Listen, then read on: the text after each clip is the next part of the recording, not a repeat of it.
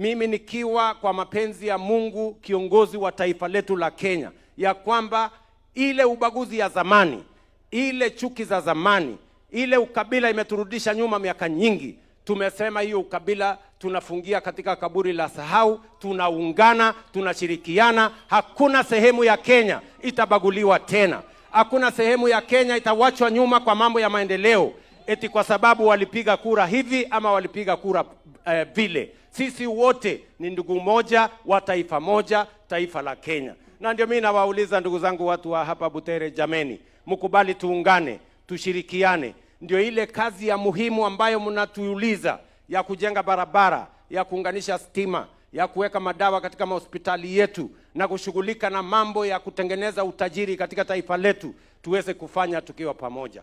Kakamega jameni, mnasemaje? Ati Kakamega mnasemaje? Ati Kakamega mnasemaje? Sijasikia vizuri. Ati Kakamega mnasemaje? Mnasema tuendelee? Tuendelee tusiendelee? Bas, kwa sababu ya mazaa na niko na ndugu zangu wengi hapa, wacha nianze nimkaribishe kwanza gavana wetu Mheshimiwa Baraza atusalimie.